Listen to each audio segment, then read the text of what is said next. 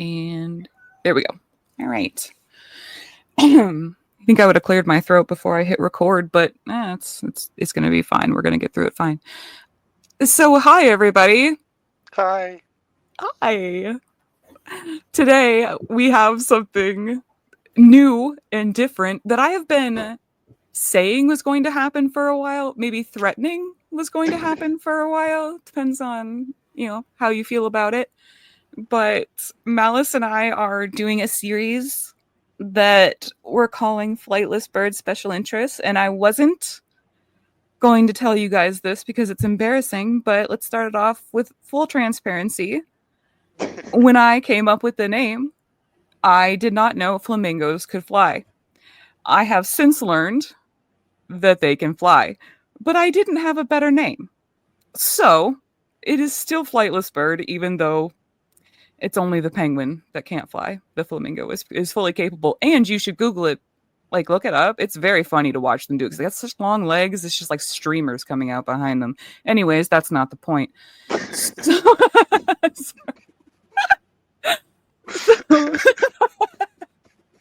for the first episode of Flightless Bird Special Interest, we're going to do a wrestling episode. And I've been telling you guys that it was going to happen. And just for context, it was supposed to happen before WrestleMania and then the second episode after WrestleMania. And yeah, that was in April. And it is the last day of May. And when you guys are hearing this, it'll be June. It'll be fully June. But it's already June for me. Oh yeah, that's true. You're in the future, Malice. For me, it's not quite June yet. But so yeah, things got a little hectic, but we're back into it. And next week, maybe I shouldn't say that. Next week, we're planning on having a big nerd discussion that does not involve me and Malice, because we're just going to have 3 people, one of whom you haven't heard from before, but the other 2, Moral and Gloom. By the end of this episode, you'll know Gloom, and y'all already know Moral if you've listened to Moffat or France or Rutherford on my channel. But they're all wrestling nerds, and the reason that there is a whole thread in my Discord about wrestling, even though I don't know anything about wrestling and I've never watched it. But the point of this is basically that Malice and I are going to learn everybody's special interests. So if you are a person who has a particular area of focus that you think you could really do a podcast episode on, let me know. Come to the Discord and maybe we can work something out. I know that we have some horror movie ones coming up. We have some true crime stuff. We have cults. We have a lot of stuff planned. And D&D so, too. oh yeah, D&D and Warhammer. Mm-hmm. With Gomez. Yeah, Gomez is going to be, and that one's going to be Malice and Gomez being nerds, and me sitting there like, I guess I'm here for some reason. Yeah, it's just learning people's passions, and not every episode is going to be for everyone, but hopefully you guys enjoy learning about people's passions just like I do. I always think it's interesting, even if it's not specifically my interests. And most of my interests are very, very narrow. It's mostly books and book reviews on YouTube, and the end. So, I need to branch out a little bit. So I'm going to learn some stuff. Maybe we'll pick up some hobbies. Hopefully we'll crack some jokes. And I hope that you guys enjoy it. And make sure you come back, hopefully next week, for the follow-up very, very, very nerdy wrestling discussion. And I don't want to say that it's going to happen because that curses it every fucking time. But if maybe this time it'll go the other way, and it will be because I said it that it has to happen. Mm-hmm. So let's all hope it's that one. So today we have Gloom. Say hi, Gloom. Hello, everybody. This is Gloom. And if you're interested in checking him out, there will be a link to his channel in the video description. He's way more popular than me, so you should check him out. As everybody I do videos with pretty much is, for some reason. I am starstruck in this chat right now. You guys have no idea. That's very sweet. It's very strange for me, but it's very sweet. I forget people listen to me. Usually it's just me in my room yelling at someone. So, Anybody have anything they want to say before we get into it? Yeah, I just need to say that I need to give a shout out to Printo because Printo has made me laugh an uncountable amount of times. Oh, he's wonderful. Yeah, that's it. Shout out Printo. He's hilarious. Yay, Printo. We'll miss you, Printo. Hopefully he'll be back. Yeah. I think he will be. And so, with all that out of the way, I've been yapping for 5 minutes now. Gloom, go ahead and tell us what we're going to be getting into today. The floor is yours, sir. Okay. All right. So you messaged me about this originally a few months ago, and you actually had suggested that I make something about video games because Yes. my channel, I make videos about video games. And I was thinking about it for a little while, and it just so happens that about 20 years ago, the WWE had one of the most insane storylines I think that they could have ever had. Never been replicated before, of course.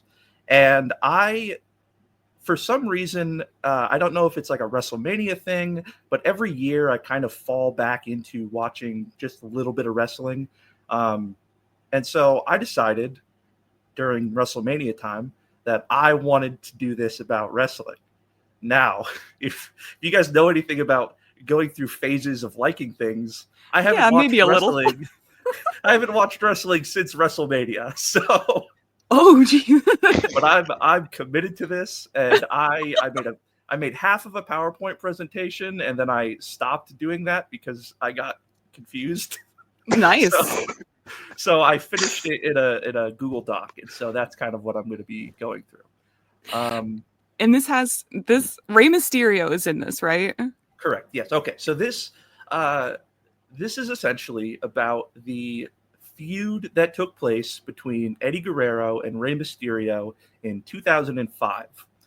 And wrestling feuds happen all the time. It's not like, there's nothing special about a feud happening. But they decided to involve Rey Mysterio's actual son, Dominic Mysterio, who was, I think, like 8 years old at the time. Oh my God. Maybe oh younger. My God. So, first, before I get into the whole storyline and all the crazy things that happened, we need to go over a couple of things to make sure that you are familiar with wrestling, like wrestling terminology and kind of the business as a whole. That's very important. So I kind of started this off with a little bit of Wrestling 101. I do need that, yeah. Okay. Yeah, same. Yeah. So in wrestling, it's a lot of people say wrestling is fake, and wrestling is scripted. Yes. So everything that happens in professional wrestling is written by a bunch of people. And these people have come up with these terms that mean certain things inside the wrestling industry. And some of them have become larger than the wrestling industry, but that's where they started. So a baby face or a face is a hero or a good guy. Okay. A heel is a villain or a bad guy. Kayfabe is the illusion that wrestling is real. And that Is that how you pronounce that? I've seen that word before, and I've never heard anyone say it out loud. Yeah, I'm pretty sure it's kayfabe. Now you're making me second guess it, though. No! I've never even seen that word, so thanks for the definition.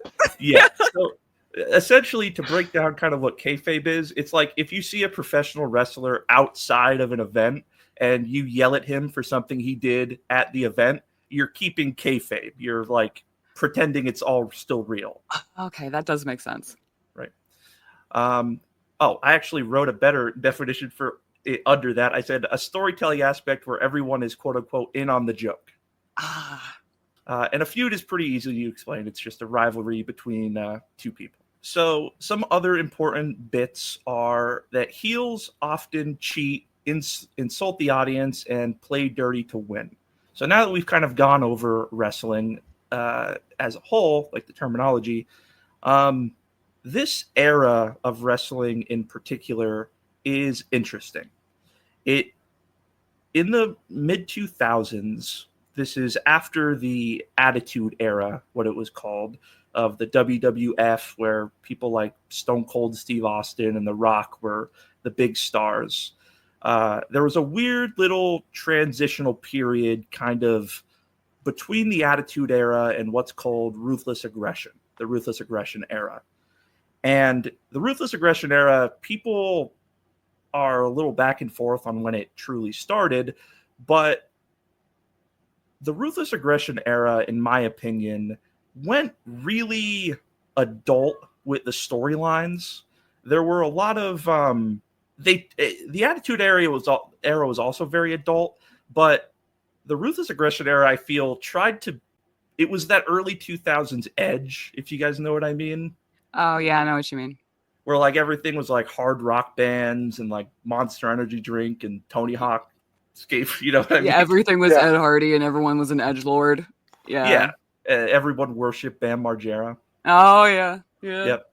So it's funny also because I comment on almost all of your videos that yes, it's one of my favorite things that you do. When TCAP was being premiered, the original run, a lot of those dates coincide with when I was watching wrestling. Yeah. So I'll like look up the date on the chat log and just tell you what happened in wrestling on that day. Yeah, that always amuses me. I really enjoy that. Okay, so that's kind of just setting the stage. I was really into wrestling around the time that TK. That's kind of why I'm doing this right now. But this also happened. This feud happened during the time of TCAP as well. So it is relevant. Trust me. It is relevant to the channel, everybody. Yeah, even if it wasn't, I don't care. But it is actually. Predators, just keep in the back of your mind that some of the Predators were watching this happen in real time as they were messaging the decoys. Okay. Yeah. All right. So we need to introduce some of the characters here. So we have Eddie Guerrero, who is he was born in a wrestling royalty as the son of the legendary Gory Guerrero. He grew up surrounded by the sport. He trained in both lucha libre and technical wrestling. And he kind of developed a style that blended both of them together. He wrestled in Mexico when he first started, and even competed in Japan, which isn't as uncommon as you'd expect. A lot of professional wrestlers would compete in Japan. They have a really big league over there. Oh, really? It's huge. So yeah, you'd be surprised. I'd say a good majority of like WWE wrestlers now even had at some point a career in Japan. I wouldn't have guessed that.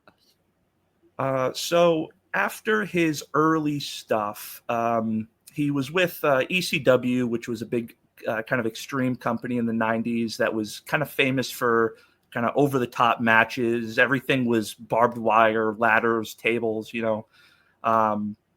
And then he went and signed with WCW. And WCW was where he met Rey Mysterio. But with his in-ring skill, charisma, and natural storytelling ability, Eddie quickly became one of the most respected and beloved wrestlers of his generation. Now we have Rey Mysterio, who was born Oscar Gutierrez in 1974, and he also grew up in a wrestling family, but he grew up in San Diego, California. Now, he was trained by his uncle, who also wrestled under the name Rey Mysterio. He stepped into the ring at just 14 years old for the first time, and he originally wrestled under the name, I'm going to mess this up, Colibri, Colibri, before adopting the Mysterio name as a tribute to his mentor, his uncle. And he actually, when he started, his name was Rey Mysterio Jr. So in a lot of his earlier stuff, you'll see him credited as Rey Mysterio Jr., even though Senior is his uncle, not his dad. It's a weird kind of... It makes sense in the context of wrestling and no. Yeah. So he also wrestled in a lot of Mexican leagues. He was known for a really heavy lucha libre style, a lot of high-flying moves. He also went to ECW, and during that time, though, him and Eddie had wrestled, but they weren't really close. They didn't get close until WCW. where they both went and had great matches. But let me back up a little bit and talk about Lucha Libre, which means free fighting in Spanish. And it's a fast-paced and acrobatic form of wrestling that stands apart from the more technical kind of WWE wrestling matches that you might see. They incorporate a lot of speed, agility, high-flying maneuvers, stuff like that. It's very common to see them jumping off the ropes, those kinds of things. Mm-hmm. And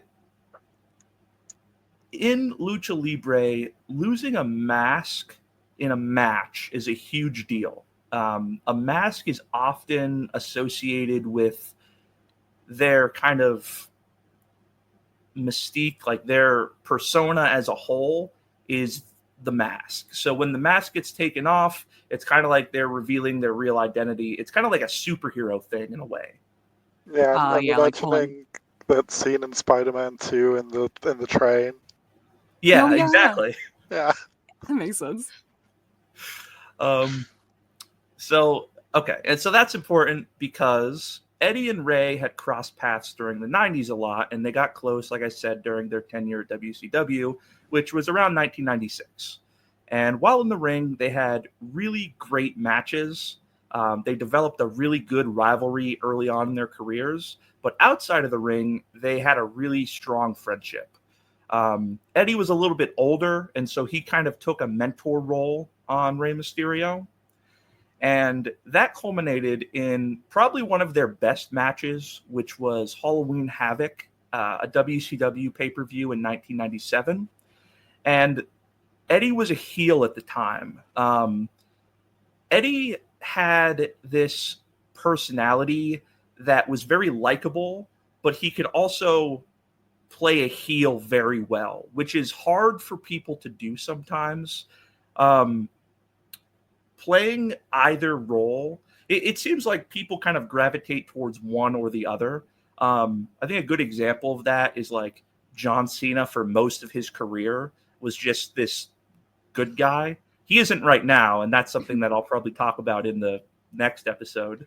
But some people have this aura that's just like they're the good guy. You know what I mean? And it's hard to kind of break them for that. Eddie Wait. John Cena had a heel turn? Yes, really? He did. Yep, he had a heel Holy turn. Fuck! He had a heel turn right before WrestleMania.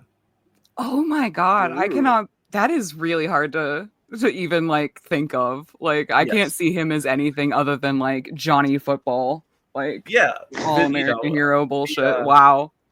The guy who goes to all the Make-A-Wish Foundation things. Yeah, like that guy's an asshole now. Like, come on, like that's so hard to believe.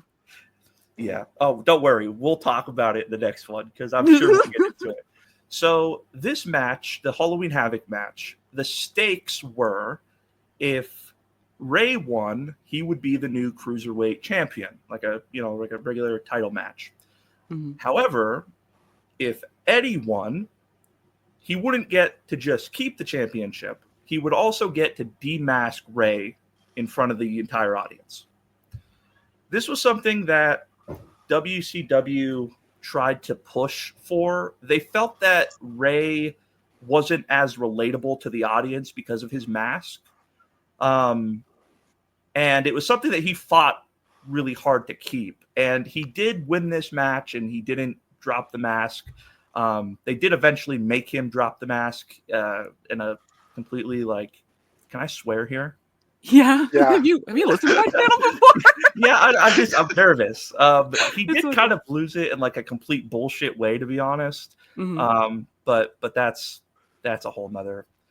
But yeah, so they had a really good friendship.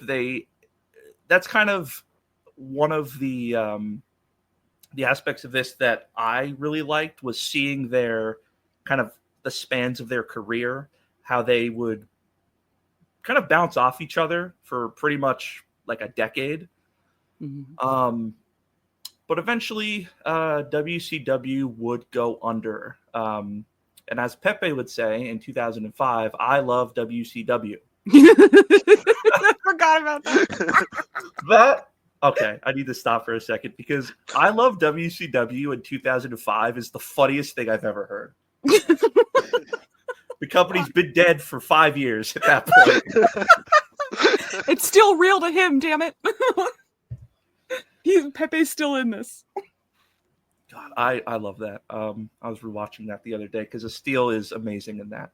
Oh my god, it's the only one I re-listened to for fun, like, because I don't like listening to myself talk, but that was maybe the most fun I've ever had recording. He just ambushed me with it, and I was like, I don't know what to do. It may be the greatest chat log reading of all time. Oh, I know. It was his creative choices are sometimes really hard to roll with, but they always pay off, and that was, I think, the best one he's ever made. In late 1999, Eddie had become frustrated with the booking of WCW as he wanted a bigger push, and he felt like he wasn't being utilized properly. As happens, as storylines change and new talent comes in, some people aren't utilized the way they feel like they should be. And normally it's not a problem. Normally people will just go to a different company, something like that. However, in this instance, several other people were feeling that way, and they kind of vocalized their intentions to leave. At which point, an unnamed, still unidentified, WCW road agent snapped and told them that he was going to slice their necks if they left. Oh, shit. And that was a threat that they took immediately to HR. Yeah, I bet. Yeah. And they were able to get released from the company without a non-compete clause, which is unheard of. They were released on January 19th of 2000 and showed up on the January 31st episode of WWF Raw. Oh, damn, that's a turnaround. Yes. And so behind the scenes, Eddie was beginning to struggle with alcohol and drug addiction. That's important for later. In 2001, WCW announced that it was going to be sold to the WWF. And since Raw and Nitro aired on the same night, it was a shock to fans around the world. They actually premiered the shows. And if I remember correctly, I didn't research this for some reason. I'm pretty sure Vince McMahon actually showed up on Nitro, which, or maybe he announced it and then, oh no, I'm sorry. He announced on Raw that he bought Nitro while Nitro was on the air. And then Shane McMahon came out on Nitro, which was just, it's like the craziest crossover of the 2000s if you were like watching both at that time. Yeah. And so the WCW roster then started to integrate into WWE. A lot of people got dropped. Rey Mysterio was actually among those people who got dropped.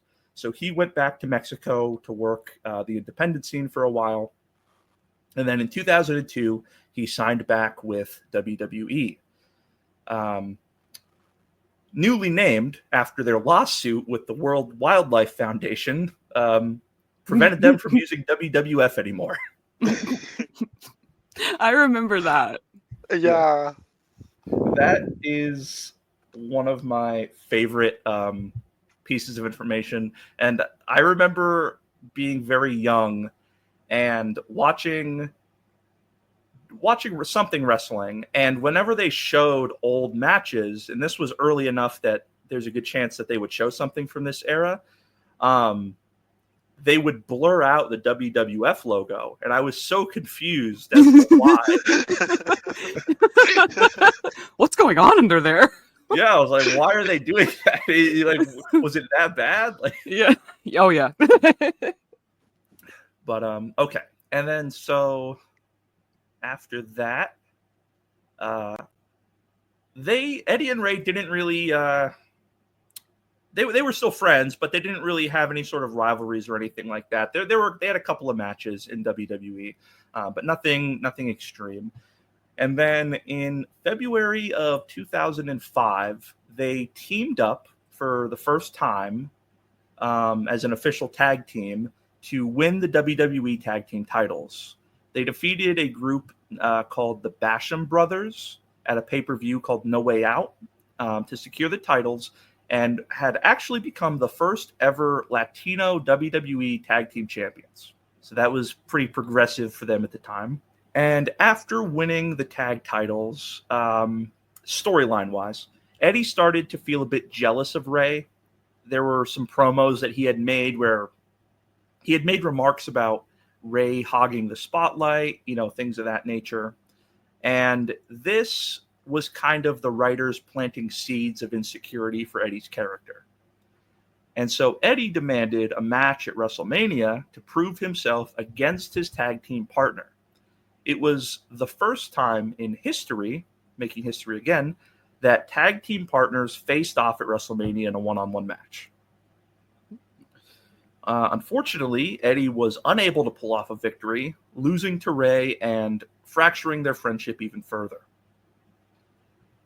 So they're still tag team champions at this point, so still having to defend the championships, their relationship began to appear strained during their matches. There was a segment on SmackDown shortly after where a new tag team called M&M, which not related to the rapper or the candy. Oh, somehow they got away with calling them M-N-M. I was hoping they were dressed up like the candies, but all right. Yeah, No, like they the were red actually- and yellow. They were actually dressed up like they had like fur coats on. It was really weird. What? They were like super think like LA douchebag Oh my god, that sounds like, awful. with like sunglasses and a fur coat. Yeah, that's pretty much. And then so actually the M and the N were guys, and then the second M was a girl named Melina, who was probably my first crush actually. Yeah, that tracks. Yeah. So I was what, like 10 or 11 at the time. So that group attacked Ray during a segment on SmackDown. And normally when that kind of stuff happens, you expect their tag team partner to come out and save them. It's just like a trope that, oh no, my partner's getting beat up, I'm going to run down the ramp and save them. But Eddie did not come out. And the audience and commentators were very confused as to why. And then Ray kind of just got the shit beat out of him for like 5 minutes. Yeah. So Eddie came back the next week and explained it away. He said he had car troubles. And this is always a funny thing to me when wrestlers talk about like having to travel to the venue, Mm-hmm. It's like, oh, I drove, my car broke down or something, so I couldn't make it. Which realistically has happened, but it's just funny that he used it as an example. Like younger me thinking like, oh yeah, maybe his car really did break down, and that's why he didn't show up to save his friend. Because I had, right. It's very funny though, like thinking about him like in traffic, broken down. Like, you don't understand. I have to be at wrestling right now, literally right now. My partner is being beat up right now. There's no way I can realistically know this, but And so driving funny. around in their full wrestling outfit too. yeah. Well, I'd like to imagine them driving the car like full gear. That's so fucking funny. He was gonna drive the car straight into the venue, like ramp up into the.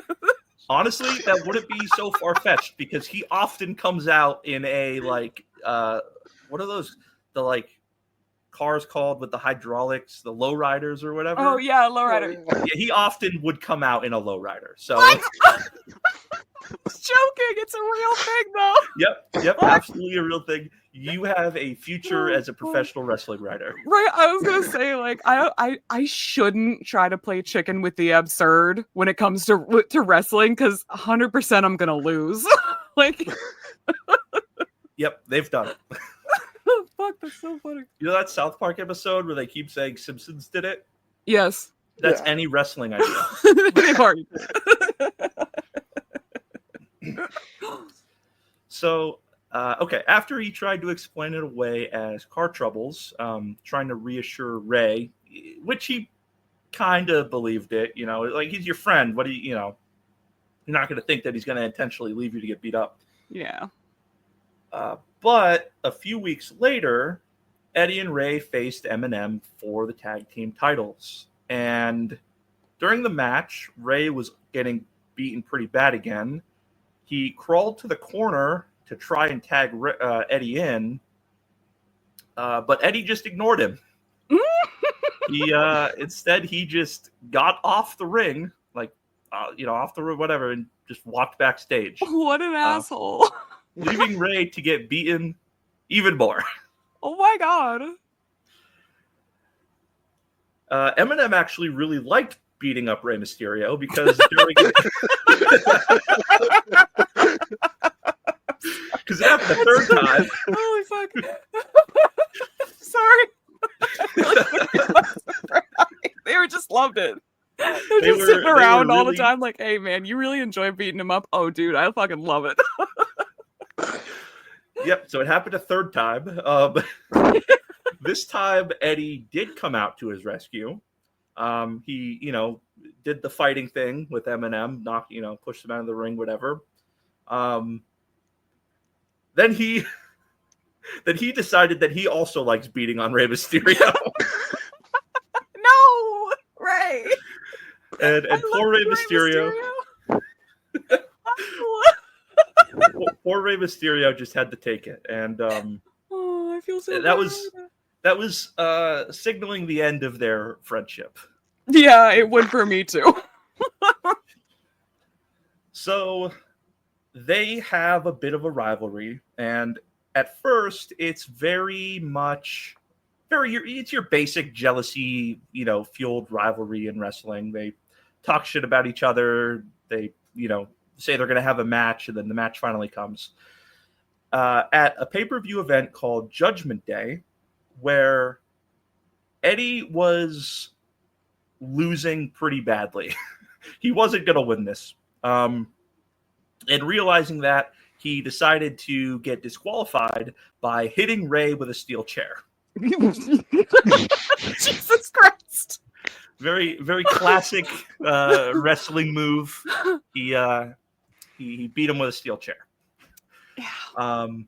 And so the following weeks, Eddie starts cutting promos, which I don't know if I explained cutting promos. That's like... Yeah, I was actually about to ask you to explain it because I've seen people use that a lot in non-wrestling terminology. So I know it's a thing, but I don't know what it means. So a promo is essentially a video package or kind of an in-ring performance. I don't know if performance is the right word. It's like where they come out and they just talk, Mm-hmm. That's called cutting a promo. It's like a promotional thing for your character, basically. Oh, okay. Yeah, so when somebody's cutting a promo, they're like playing that character up. It's just kind of a term for like what that chunk of the show is called, if that makes sense. It does, yeah. Yeah, so it's like matches, and then like there'll be promos, and so that's what that means. He just talked, basically, either out in the ring or backstage or whatever. It's basically them just talking. So he was cutting promos about a secret that Rey Mysterio has about his son Dominic, and it was very vague at first. They didn't really give much away. It was kind of a long building. Every week he would come out and be like, "Oh, I know your secret," all that kind of stuff. There's a promo that they filmed, like a video, where Eddie goes to Dominic's daycare, and in the video, you could see like kids playing in the background, all this other stuff. Like he just goes to his daycare, and Eddie, like Dom, is sitting on Eddie's lap, and so to put this into perspective, like they were friends, so in a way it makes sense that Dom would trust him because they were close. You know what I mean? Yeah. But still, he came to this kid's daycare. Yeah, that's a little out of pocket. Yeah, and so he's sitting there and he's telling Dom that he's going to tell him a bedtime story, basically. And it's kind of setting up for something. He's not telling him there. It's kind of just like hinting at it. But yeah, he says he's going to tell him a bedtime story. And then so there's a match at this pay-per-view called the Great American Bash. And if Eddie wins, he gets to reveal the secret. Well, they've built it up for so long. There's so much, kind of at stake. And Ray fights for his life, and he wins. Eddie loses again, which really pisses Eddie off because at this point he's tried to beat Ray like 5 times, and he just can't do it. He's not winning anything. But he loses. He doesn't get to tell the secret. He doesn't get to tell Dom the bedtime story, right? Wrong. He comes out on the very next episode of SmackDown and just says it. Oh my God. He comes out, Ray's in the ring. Eddie comes out and he says, I think Dominic's in the ring as well for some reason. I don't remember. He's just there. Yeah. But Eddie comes out and he says, Dominic, Ray's not your father. Jesus. I'm your father. You can't do that. And so Dom is in the ring, this little fucking 8-year-old kid, and he is like tears welling in his eyes. No. Asks his dad if it's true. No. And Ray like gets down to give him a hug, and Dominic runs out of the ring. No. Oh God. And he like runs into the crowd. And it goes on like this for a while. And there's like a few segments that go. Eddie is like in the ring, like talking about how all of this happened and all this stuff. And in WWE lore at this point, this is a true thing. So Eddie is actually Dominic's father in this storyline, but he gave up Dom because I think they played on like the drugs thing, like he was in a bad place. Oh wait, no, he cheated on his wife. Oh shit. Yeah, that's what it was. He cheated on his wife, and to hide it, he gave the kid to Rey Mysterio, which is he was just like, "Hey, you want a baby?" Yeah, which is an absolutely insane. Oh yeah. my God. So Ray proposes. Actually, I didn't write this down either for some reason. Eddie has a CPS worker. What? He has a child protective services worker that takes Dom from Ray's house and like keeps him because Ray is not his dad. And I don't know what the custody situation was before and why he could just decide to change it now, but he does. So holy shit. Yeah, so while this is happening, there's like a child services worker like character in the promos. Like she's there, she's with Dom. Like it's insane. It's actually insane. After all that happens, Ray proposes a custody match. And it's exactly what it sounds like. You can't solve custody disputes by wrestling. You can't. You can. Apparently you can't. There's precedent. Fuck. So not only was it a match for custody, it was a ladder match where the custody briefcase was hung over the ring.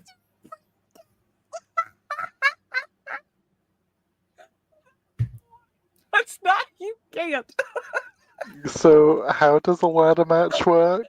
Oh yeah, that's right. You should yeah. probably explain that. Let me explain how a ladder match works. Yes. Okay. Yeah. I'll try to brain my shit in. I'm trying so hard, dude.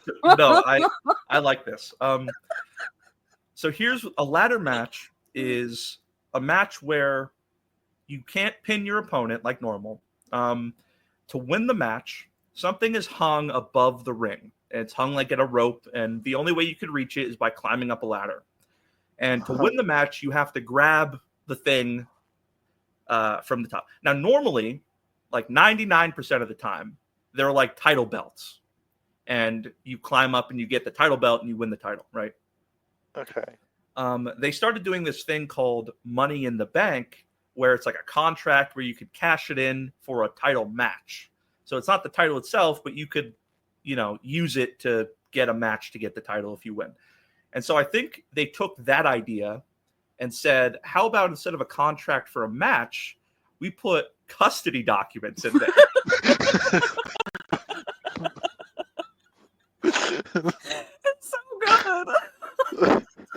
What's funny is in my notes, immediately after the last line that I read, it says, break down a ladder match. So we're there. Good. Perfect. We're there. As the match is starting, people are coming out to the ring. The announcer says something I will never forget this, because it might be the funniest sentence uttered by an announcer before a wrestling match. In a very somber voice, he says, "Tonight, ladies and gentlemen, for the first time in the history of the WWE, the custody of a child will be determined in a ladder match." Yeah. First and hopefully fucking last. To my knowledge, there have not been any custody matches since. Because it's nuts. So the match is okay. Let me set the stage kind of for for the match itself. So Eddie has a wife, Vicky Guerrero. Ray has a wife as well. I forget her name. I don't think she comes out, so I don't think it's relevant. Dominic and the social worker are sitting in the corner of right. If you watch any wrestling event, you see the barricades and the people in the front rows. Mm-hmm. He is sitting in the front row, basically, watching this happen with the social worker, and he's very sad about it. You could tell. Eddie is kind of acting like he's a dick. He's being a dick about it. He's taunting Dom, being like, "I'm your dad." No, he says, "I'm your poppy," because he's my god. Yeah, because he's anyway. So the match starts, and I'm not going to kind of break down every part of the match because it's boring, but essentially, people get thrown off ladders, people get thrown out of the ring, people get hit with ladders. It's a ladder match. Just think of wrestling, but just give them a ladder. It's wrestling with 100% more ladders than you're used to. Exactly.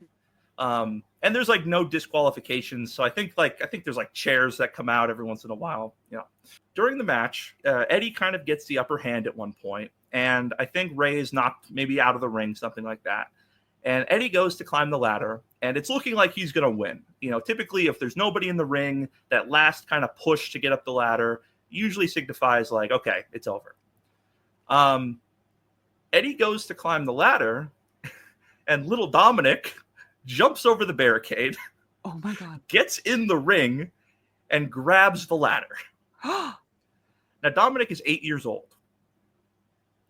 He has the strength of an 8-year-old. They told him to shake the ladder to try to knock Eddie off of it. He is standing there shaking his body because he can't move the ladder. Oh my god. And I've watched interviews with Dominic that have come out recently, because he's actually doing his own thing in WWE right now, and he's pretty successful. But he was talking about how they made fun of him for years. Oh my god. For not being able to move the ladder. He was 8. So I think Eddie, seeing that Dom's doing that, Eddie gets down off the ladder, and he's like, "You're my son. Why are you doing this?" And then he goes to hit him. Oh. But Ray gets back in the ring and beats the shit out of him. Good. Yeah. Fuck. And so the match goes on for a little bit longer. Dominic goes back to his seat. It's a ladder. Like I said, it's a ladder match. Towards the end, it looks like Eddie's going to win again. He's climbing up the ladder. He's going to get the belt. This time, I'm pretty sure the social service worker has Dominic under control. He's not getting out. But who comes out other than Eddie's wife? Oh shit! She comes out and she's arguing with him. She's like, "You can't be doing this. Like, who are you? You're not the same person. You're not the person I married." Basically, that kind of thing. Holy shit! And he's like kind of ignoring her, brushing her off. He goes to reach for the thing, for the briefcase. She pushes the ladder, pushes him off the ladder, holds him back, and lets Ray climb and get the briefcase. Good. Ray should have gotten it. So Ray wins custody of his son, his biological son, his kid, right? Of course. And that is basically almost the conclusion of that storyline. Almost. Almost. They kind of fumbled it in the end. So that was like a huge victory. You know, honestly, in my personal opinion, it should have ended there. As ridiculous as this storyline is, and as absurd as like the premise of this match is, at the very core of it, you have a bitter, jealous person who is trying to show that he is worthy of praise, right? And in this match, 2 separate times, he could have beaten Rey Mysterio. However, his cruelty and his tactics, both of those things allowed for kind of outside interference that normally wouldn't have happened. And that's, in a weird way, it's kind of beautiful to like, they told a story like that, but also like a kid's custody is like on the line. You know? Yeah. So, like at the core of it, it's like, it's actually a good story, you know? It just happens to be wrapped in absolute absurdity. Right. If that storyline were told like a decade prior, maybe 2 decades prior, a decade prior was still a little crazy. It probably would not have been so chaotic. But I don't know. I wanted to talk about this specifically just because of that element, that like they told a really good story about like pride and ego, but it was wrapped up in like the most insane premise of all time. Yeah. Honestly, it is like a good storyline. I mean, it's nuts, but I mean, people don't watch wrestling because it's so grounded in reality. You know, like being nuts isn't like a drawback, you know? Yeah. So unfortunately, then they continued the storyline because I don't know why they decided to do that. In my opinion, they should have ended it there. Eddie or Ray should have like disappeared for a little while, like they, like they do, take a bit of a break, and then come back and do something else. But they decided to continue the storyline, and then on a random episode of SmackDown, it wasn't even a pay-per-view or anything, they had a steel cage match, and Eddie finally beat Ray. And that was that was it. And so they kind of like threw that away, the whole pride and ego thing.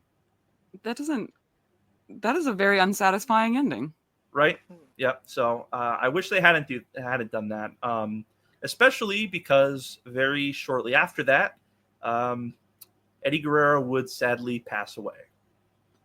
Oh shit, really? Yep. That happened in June or July of maybe August of 2005, and he passed away, I believe, in November of 2005. Oh shit! He had a heart attack, so it was very traumatizing for me as an 11-year-old. Yeah, I bet. Eddie was probably one of my favorite wrestlers at the time. Prior to all of these custody shenanigans, he was really funny. Like I talked about his charisma in the ring. He would do things that would just get a laugh out of everybody. He would do this thing where if he was losing a match, he would get like a steel chair, and when the ref was like distracted, he would hit the chair off of the ground, throw the chair to his opponent, and then fall down.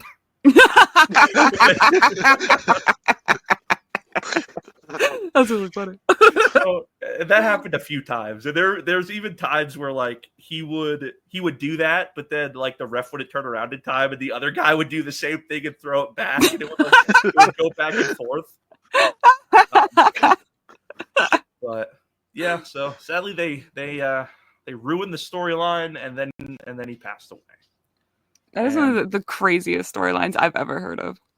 Yeah. I don't know why I wrote this down, but I said that it was probably one of the only celebrity deaths that really got to me. And then I said in parentheses, I mean, I was 11.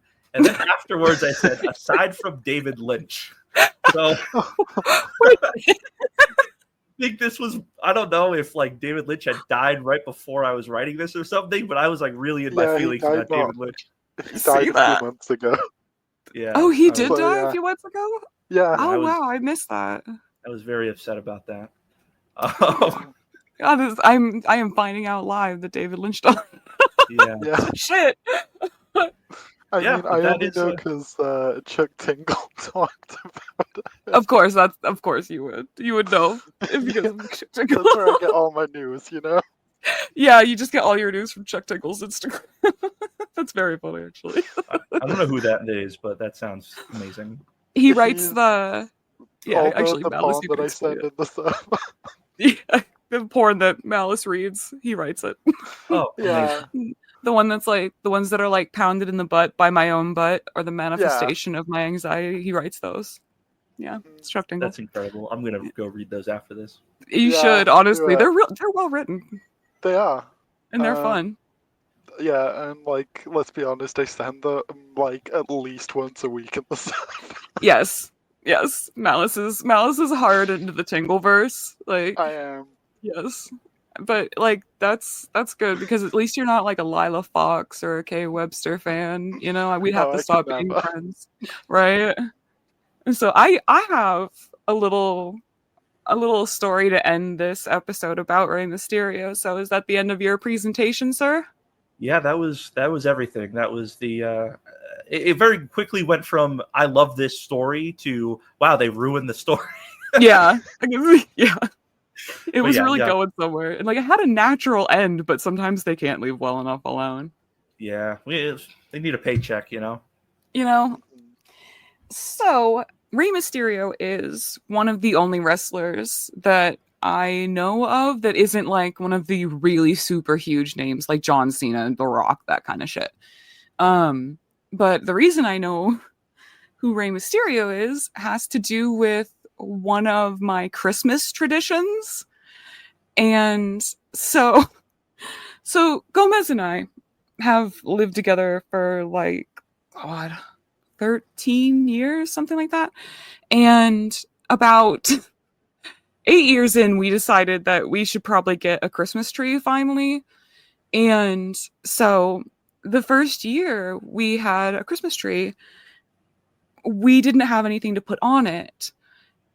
And so like for Christmas that year, like a lot of like my family and stuff got us Christmas ornaments. So they gave them to us like early so that we could have our tree decorated. And so like we put the bulbs on and stuff that we had gotten, and we realized that we didn't have a tree topper. And I wanted to put a penguin on it, like a stuffed penguin, and just like tie it up there, like, which I think probably tracks with who I am as a person.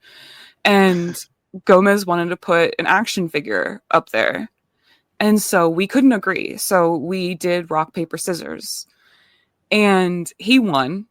And he chose his Rey Mysterio action figure and tied him to the top of the tree. And so for the rest of that until we took the tree down, actually, we would get the others' attention, and we would go, "It's a Rey Mysterio Christmas!" And so after that, we took it down. And so ever since that year, every single Christmas, we play rock, paper, scissors to see who wins the tree topper. And I've won it a few times, but like Gomez is like ungodly good at winning rock, paper, scissors against me, which is crazy. Like, and I could just lie and say I threw something else. He can't see it. but like I believe in the integrity of rock, paper, scissors. And so I always am honest. And he wins, goddamn. He wins like every year in a row. And so like at least the last 2 years for sure. But even if he doesn't put Rey Mysterio at the top, we can't stop yelling it's a Rey Mysterio Christmas at each other to the point where we've kind of just accepted that Rey Mysterio is our Christmas tree topper. Like we've tried other things. We've put Darth Vader up there. We've put like dolls, like stuffed penguins. We've put like, but the only thing that really feels like Christmas is Rey Mysterio. And so like as a nod to that, because I'm one of those annoying Christmas people. Like I fucking love Christmas. My birthday's right before it. Like I've always loved Christmas. To kind of keep a little bit of Christmas with me all the time, Gomez gave me a little tiny Rey Mysterio action figure, and he just lives on my desk now. And like I have a whole universe that he lives in. Like he was married to one of my earrings, who was a penguin. And like the left one, he was married to Left Penguin Earring for a long time. And then they got divorced and he started dating Left Penguin Earring's brother, his twin brother, whose name is Fernando. You would think it would be Right Penguin Earring, but no, their names are Left Penguin Earring and Fernando. And so he's currently married to Fernando, and they actually like they're still friends, you know, like him and Left Penguin Earring, like they have a kid together, which is a different one of my penguin earrings. I have a lot of sets. And like so they have kids together, and like they're really good at co-parenting. And like yes, I do sit around and make this up a lot, so I have a very active imagination. I used to like take pictures too of Rey Mysterio doing things and put them in my old Discord when I was still on Naboo's Discord. I should go find those actually, because there was one where I had put them on my Kindle, and it was a orc erotica book, and I was like, Rey Mysterio won't stop reading orc erotica. Like I don't know what to do with him. Like he's completely out of pocket right now, and no one found it funny. Like I would just like shit post Rey Mysterio reading orc erotica, and no one found it funny. I would have found that hilarious, mainly because it reminds me a lot of Arby and the Chief. If you've ever seen that, it's no. Okay. This is like a lot. So, are you familiar with machinima, like video game movies? Yeah. Okay. So there was one that was called Arby and the Chief, but it was like live action. So this guy had an Arby, an Arbiter, and Master Chief action figures, and exactly what you're describing. Like Master Chief would just be like looking at porn. Sounds like That's the Master Chief I know. He was voiced by Microsoft Sam. Who? That's a throwback. Yeah, that sounds about right. That was like the first voice to text or text to voice thing on Windows in like the 2000s. Wow. I mean, that's the best voice. You know, if you're gonna want, I support that. That's very funny. So did Rey Mysterio, the toy, ever wrestle over Kid Penguin Earring? I'm sorry, say that one more time. Did he ever what? Did he ever wrestle for custody of Kid Penguin Earring? No, because I didn't know that was a storyline, or else that would have come up.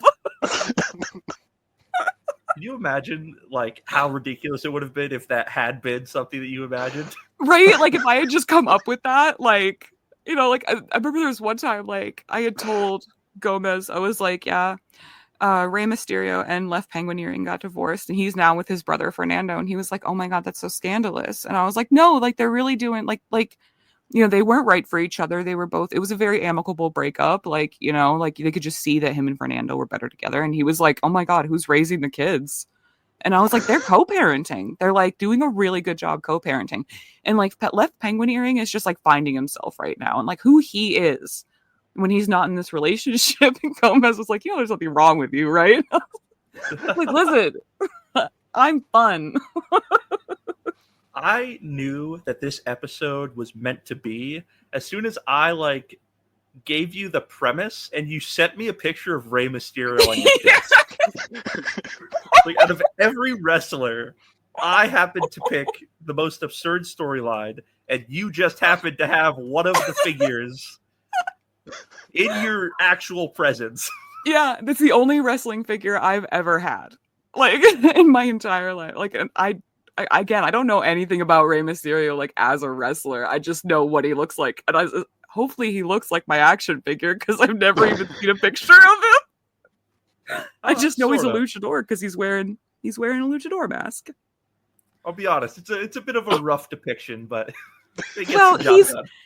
very old at this point, and he's very small. He has a tattoo on his stomach, and I can't read it, so I don't actually know what it says. I think it says Mexico. Oh, actually, yeah, I can see the M. Hey, Rey Mysterio, good job. You look really accurate, buddy. I'm sorry, it says Mexican. Oh, yeah, no, I can see that, actually. I can see kind of the M. Finally, that solves a very old mystery for me. Never knew what his stomach said before. You think I would have just Googled it, but listen, some things are meant to happen at certain times, and I was not meant to know that until now. Look, I know you don't Google things. I thought you just asked Joey to Google them for you. That's true. That's actually what I do. I just ask him things. Because listen, if I ask him stuff, he'll send me 6 links that will, like, I wouldn't have found on my own. So I stand by it. If you Googling things is for chumps.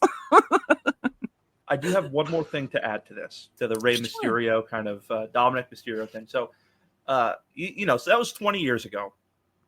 So Dominic is older now, and he followed in his father's footsteps, both of them, and he's now wrestling as well. Well, shortly after he started, he turned heel, and he looks exactly like Eddie Guerrero. Oh my god. He has the hair, like the chart, like there have been times I've seen Rey Mysterio like break character and be like, I've actually asked my wife if she cheated on me with Eddie. That's fucked. Yeah. But I just wanted to add that in, that the custody match did well. And a little ungrateful bastard turned on his dad. So I can't believe this. Maybe he is actually just related to Eddie Guerrero. Yeah. Oh, that was extremely fun. Yeah, I really enjoyed. This is a good premise for a show. You guys were talking about like some other people earlier, I guess when you were talking about that guy who wrote the thing, and it made me realize that that's how I sound to you right now. Yes.